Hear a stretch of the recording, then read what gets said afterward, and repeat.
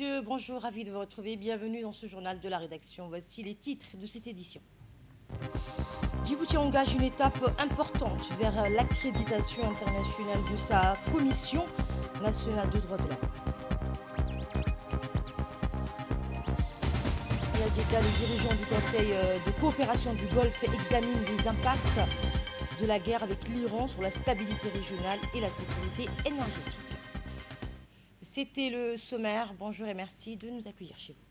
Le ministre de la Santé, Dr Ahmed Rabli Abdileh, a présidé hier, dans l'après-midi, la cérémonie officielle de réception d'un nouveau lot de lait infantile de marque Blédilet, en collaboration avec les hauts responsables de la société Koubèche, partenaire de cette opération.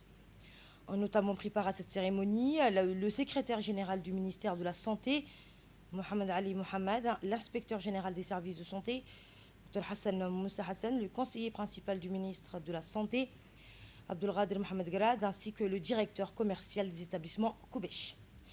Cette réception s'inscrit dans le cadre des efforts conjoints visant à garantir la disponibilité continue de produits nutritionnels essentiels, en particulier au profit des nourrissons. Pour rappel, lors de précédents contrôles, certains lots de lait infantile avaient été déclarés non conformes et immédiatement retirés du marché à titre préventif, en étroite coordination avec la société Koubèche et les services compétents du ministre de la Santé.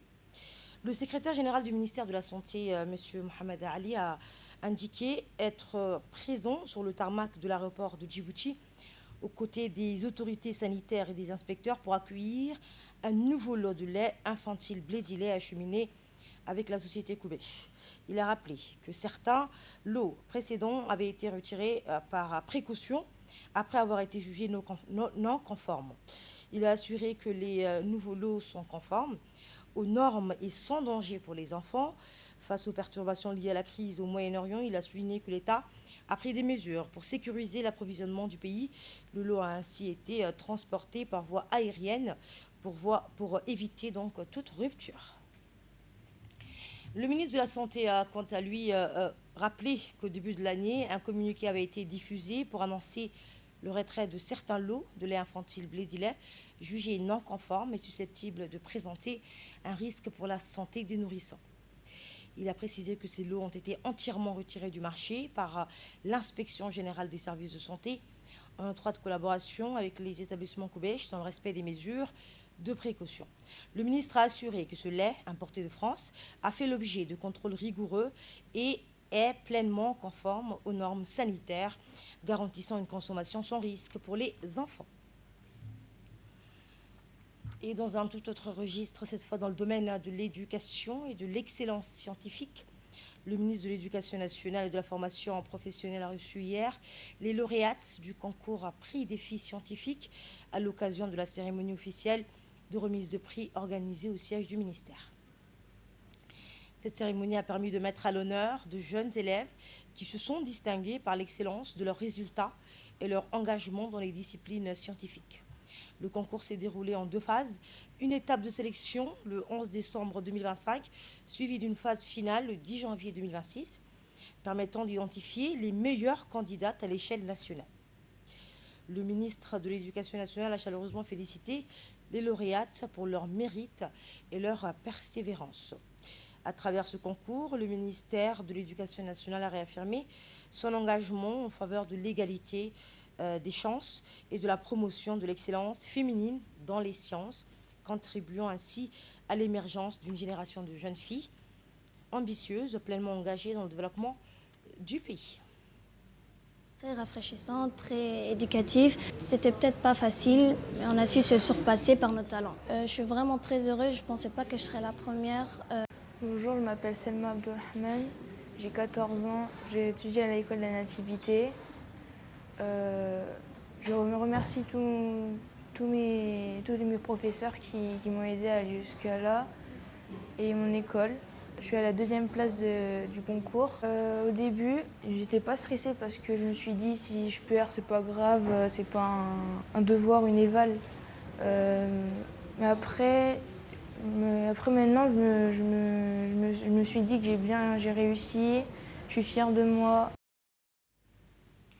Toujours dans le domaine, dans le secteur éducatif, mais cette fois-ci sous l'angle, mais avant, écoutons le ministre de l'Éducation nationale et de la formation professionnelle qui a ouvert son intervention en félicitant les lauréates du concours.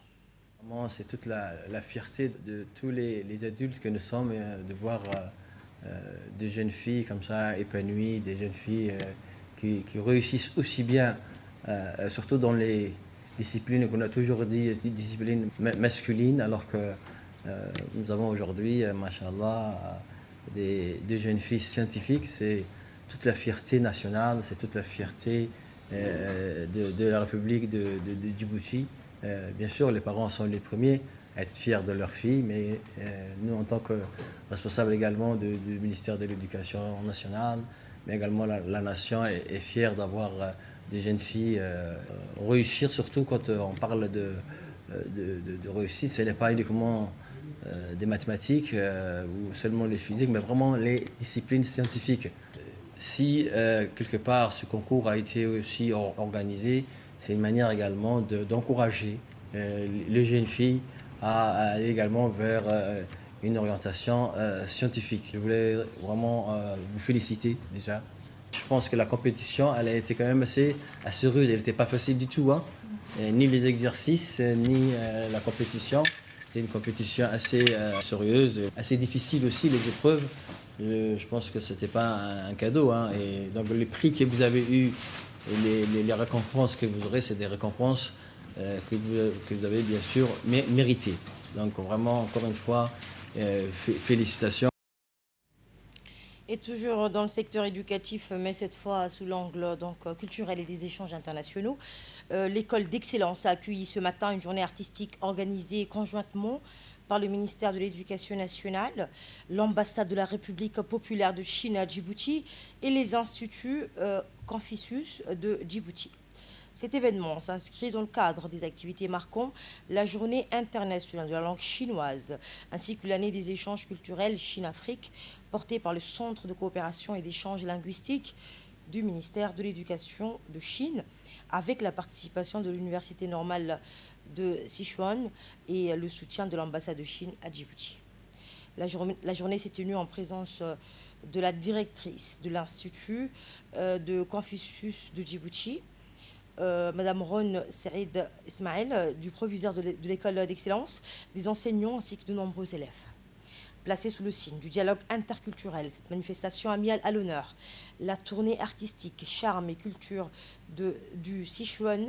Elle a offert aux lycéens une immersion dans la richesse du patrimoine culturel chinois à travers des danses traditionnelles, des chorégraphies modernes et des performances musicales.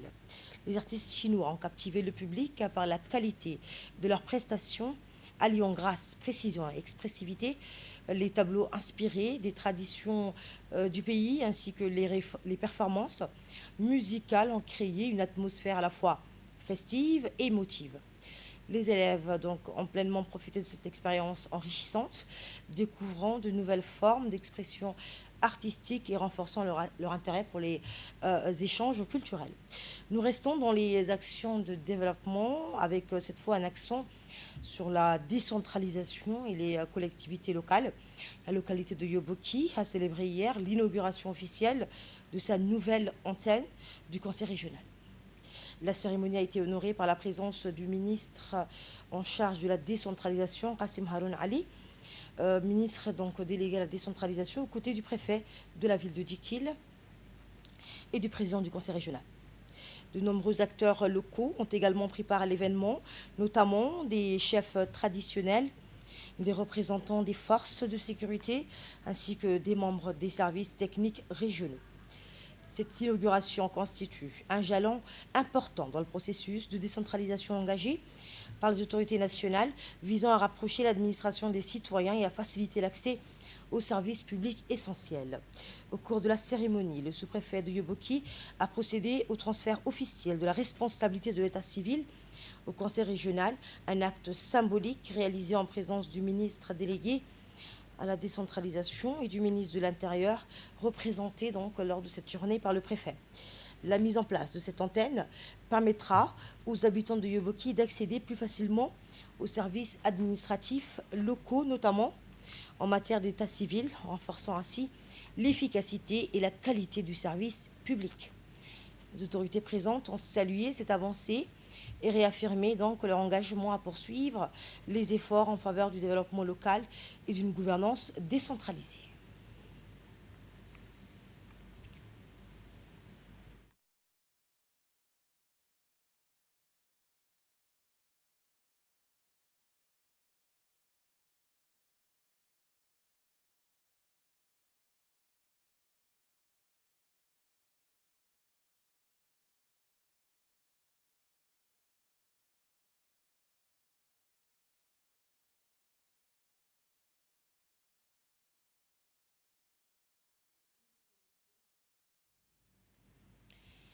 Et dans un autre registre, celui du renforcement institutionnel et des droits humains, la Commission nationale des droits humains, des droits de l'homme de Djibouti, donc la CNDH, en étroite collaboration avec le réseau arabe des institutions nationales des droits de l'homme, a procédé ce matin à l'ouverture officielle d'un atelier de dialogue consacré au processus d'accréditation de l'institution djiboutienne auprès des instances internationales.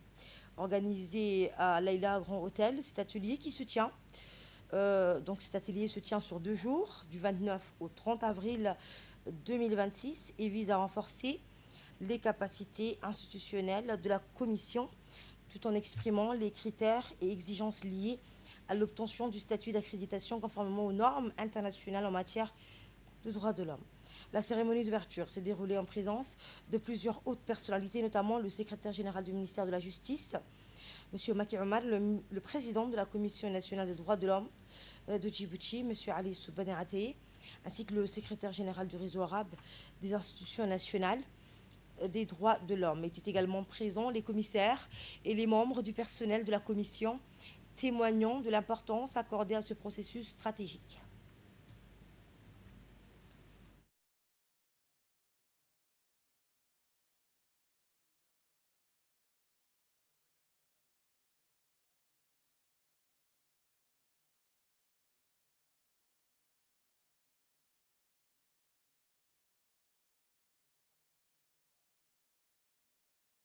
Et le président de la Commission nationale des droits de l'homme donc, a indiqué que cet atelier constitue une étape importante dans le processus d'accréditation de l'institution auprès des instances internationales. Écoute. Un profond honneur et une grande responsabilité que je prends la parole aujourd'hui devant vous à l'ouverture de cet atelier consacré au processus d'accréditation de la Commission nationale des droits de l'homme auprès de la coalition internationale des institutions nationales des droits de l'homme.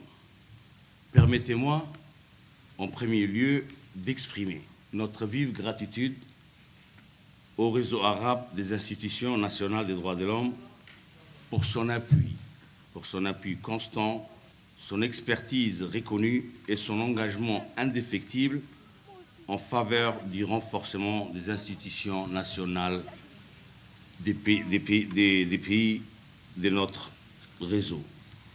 Nous saluons tout particulièrement la présence distinguée de son Excellence M. Souldami Hassan Al-Jamali, accompagné de ses collaborateurs dans cette visite de travail qui illustre la qualité des partenariats qui nous unit et la convergence de nos ambitions. Mesdames et messieurs, la tenue de cet atelier s'inscrit dans un contexte stratégique important pour notre institution. À travers cette initiative, il s'agit de répondre à une exigence essentielle. Préparer avec rigueur et professionnalisme l'accréditation de la CNDH. Mesdames et messieurs, je tiens à souligner que le succès du processus d'accréditation repose sur une responsabilité collective. Il implique non seulement la CNDH, mais également l'ensemble des institutions nationales, notamment le pouvoir public, les parlements, ainsi que les acteurs de la société civile. Et le secrétaire général du ministère de la Justice, M. Maki Omar, a donc, quant à lui, rappelé l'importance de cet accompagnement dans le cadre du renforcement institutionnel de la Commission. Il a réaffirmé l'engagement du ministère de la Justice à soutenir le processus d'accréditation et la promotion des droits de l'homme à Djibouti. Social à présent, le Djibouti présente sa vision de la protection sociale au forum d'Addis Abeba, donc en Éthiopie, au Forum africain pour le développement durable à Addis Abeba. Les travaux du 12e Forum régional africain pour le développement durable se poursuivent donc dans la capitale éthiopienne, où la République de Djibouti est représentée par une délégation de haut niveau conduite par la ministre des Affaires sociales et des Solidarités, Mme Olouf Ismaël Abdo. La délégation djiboutienne comprend notamment M. Abdi Mahmoud Haïbé, ambassadeur de Djibouti en Éthiopie, ainsi que M. Djibah Benoît Fremons, conseiller principal au ministère des Affaires sociales et des Solidarités.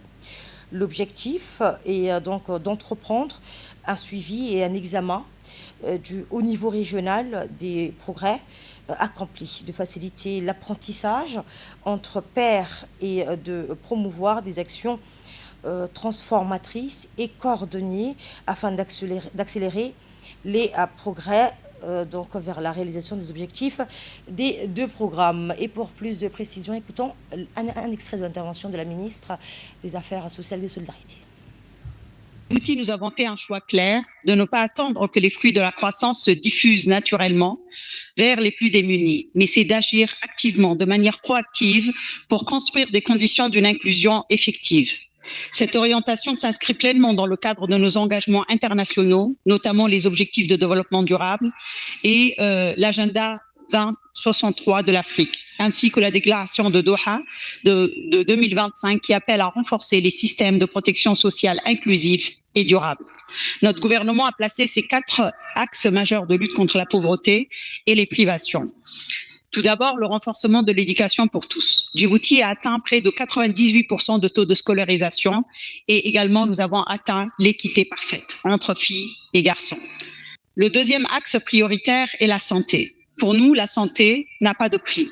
Le développement de la santé universelle, un des rares pays, Djibouti, a mis en place une assurance maladie universelle où les contributeurs solidairement payent pour les inactifs. Parce que la solidarité est une valeur cardinale et demeurera une valeur cardinale, si je dois citer notre président de la République, Ismaël Omar Guelleh, qui a placé la solidarité au cœur de son action publique et politique. Le troisième axe est l'autonomisation des femmes et des jeunes, à travers des lignes de financement revolving, afin de responsabiliser les bénéficiaires et de mieux gérer nos ressources limitées. Le quatrième axe de la lutte contre la pauvreté et des privations, c'est le désenclavement à travers le développement social inclusif. Ce dernier répond à une équité territoriale visant au désenclavement des régions de l'intérieur à travers des réalisations de grandes infrastructures et au renforcement de l'accès aux services sociaux de l'autonomisation des régions. À Djibouti, la protection sociale est conçue non pas comme un simple filet de sécurité, mais comme un véritable levier de développement. Dans un contexte de ressources limitées, nous avons adopté une approche productive structurée autour de 4 axes. L'investissement dans le capital humain, comme je l'ai dit tout à l'heure, via l'éducation et le soutien aux étudiants, le développement de la microfinance, la promotion des activités génératrices de revenus et l'insertion professionnelle des jeunes. Dans ce domaine, nous ne nous contentons pas de faire des grands discours sans lendemain. Nous agissons chaque jour sur le terrain à travers des stages rémunérés de 6 mois au milieu professionnel.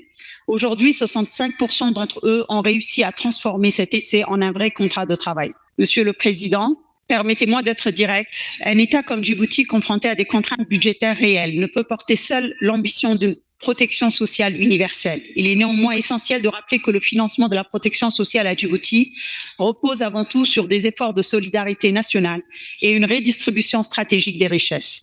Les grandes entreprises publiques et le budget de l'État contribuent ainsi au financement de fonds de solidarité nationale et de l'assurance maladie universelle pour un montant annuel total de 2,3 milliards de francs de Djibouti, soit près de 13 millions de dollars annuels. À cela s'ajoutent les fonds d'urgence pour la sécurité alimentaire, récemment créés pour répondre aux chocs exogènes. Et nous changeons de registre avec une initiative en faveur de l'emploi des jeunes et de l'insertion de l'emploi et de l'insertion des jeunes. L'Agence djiboutienne de développement social ADDS a organisé aujourd'hui une cérémonie officielle de remise de certificats en l'honneur des lauréats des formations professionnelles, marquant ainsi une étape importante dans leur parcours vers l'insertion socio-professionnelle. L'événement s'est déroulé en présence de plusieurs hautes personnalités, notamment le préfet de la ville d'Arta, la sous-préfète de la sous-préfecture de Demerjog, le directeur général de la formation professionnelle du ministère de l'Éducation nationale et de la formation professionnelle, ainsi que le directeur général de la DDS, accompagné de ses principaux collaborateurs. Dans leurs différentes interventions, les autorités présentes ont unanimement félicité les lauréats pour leur engagement, leur persévérance et leur réussite. La DDS donc, réaffirme ainsi sa détermination à poursuivre ses actions au service des communautés. La personne. Je tiens d'abord à remercier l'ADDS qui a organisé cette formation avec engagement et sérieux. Grâce à vous, nous avons eu la chance d'acquérir des compétences que nous serviront toute notre vie. Le préfet de la ville d'Arta a salué l'importance de cette initiative qui contribue à renforcer l'insertion socio-professionnelle des jeunes. On l'écoute. Cette cérémonie marque l'aboutissement d'un parcours engagé depuis 2024 et achevé fin 2025. Durant cette période, 20 jeunes ont été formés dans le domaine technique, tandis que 26 autres ont acquis des compétences essentielles à travers la formation à la conduite. Au-delà des chiffres, ces résultats traduisent un véritable investissement dans l'avenir, un engagement en faveur de l'autonomie, de l'insertion professionnelle et de la résilience face aux défis économiques et sociaux. Je tiens à féliciter chaleureusement tous les bénéficiaires pour leur détermination et leur persévérance. Mes remerciements vont en premier lieu à la DDS, initiateur de ce programme, et également à tous les partenaires et encadreurs qui ont contribué à la réussite de cette initiative, notamment le ministère de l'Éducation. À vous, chers récipiendaires, je vous encourage à mettre à profit ces compétences, à croire en votre potentiel et à continuer à avancer avec confiance. Et le directeur général de la formation professionnelle a mis en avant la qualité des formations dispensées et leur adéquation avec les besoins du marché de l'emploi. Je suis vraiment très heureux de prendre part à cette cérémonie de remise de certificats et de fin de formation au profit des jeunes qui ont suivi des formations en électricité, en informatique, mais également en permis de conduire. Alors, ces formations ont été conjointement menées par le ministère des Affaires sociales et de la Solidarité, par l'ADDS et bien sûr par le ministère de l'Éducation nationale et de la formation professionnelle, notamment la Direction générale de la formation professionnelle. Alors, ces formations s'inscrivent dans une dynamique lancée et initiée par les autorités du pays et vise à renforcer les compétences techniques des jeunes. Il vise également à renforcer leur employabilité et nous espérons que les compétences que vous avez acquises au cours de cette formation permettront de vous insérer dans le marché du travail. Il est vrai que c'était des formations courtes, ciblées, modulaires, mais qui répondent à un besoin du marché du travail. Et prenons la parole à son tour, le directeur général de la DDS a souligné que cette cérémonie s'inscrit dans la continuité des efforts de l'agence pour promouvoir l'autonomisation des jeunes. Voici un extrait de son intervention. C'est une profonde émotion que nous nous réunissons aujourd'hui à Demerjog pour célébrer une étape décisive dans le parcours de 32 jeunes. Cette action s'inscrit dans le cadre du projet, comme l'a signalé précédemment le directeur général de la formation professionnelle, dans le cadre du projet d'urgence à la protection sociale et de réponse aux crises alimentaires, qui consistait à offrir une formation de 400 jeunes, une formation professionnelle à 400 jeunes adultes issus des régions de l'intérieur, en mettant l'accent sur les compétences techniques adaptées aux besoins du marché du travail. L'Agence djiboutienne de développement social a pour mission fondamentale de promouvoir l'autonomisation des populations les plus vulnérables, en particulier la jeunesse djiboutienne. Notre action s'inscrit dans une vision à long terme où chaque jeune dispose des compétences nécessaires pour s'insérer dignement dans la vie active. Le projet mené à Demerjog illustre parfaitement cet engagement en allant directement vers les jeunes des régions. Nous affirmons notre conviction que le développement social ne peut laisser personne de côté. Ce projet a permis à 32 jeunes de la ville de Demerjouk d'acquérir des compétences concrètes en électricité, en informatique, et puis l'obtention des permis de conduire, ouvrant ainsi la voie à de nouvelles perspectives. Chers jeunes diplômés, permettez-moi de vous adresser mes félicitations les plus sincères. Vous avez prouvé par votre persévérance et votre détermination que chaque obstacle peut être surmonté. Et sur le plan international, à présent, les dirigeants du Conseil de coopération du Golfe se sont réunis à Jeddah pour examiner les conséquences de la guerre avec l'Iran dans un contexte de fortes tensions régionales affectant la sécurité énergétique et la stabilité économique. Cette rencontre vise à renforcer la coordination sécuritaire et économique, protéger les infrastructures stratégiques et atténuer les impacts de la crise sur les marchés et les approvisionnements énergétiques. Et c'est tout pour ce journal. Merci de votre fidélité.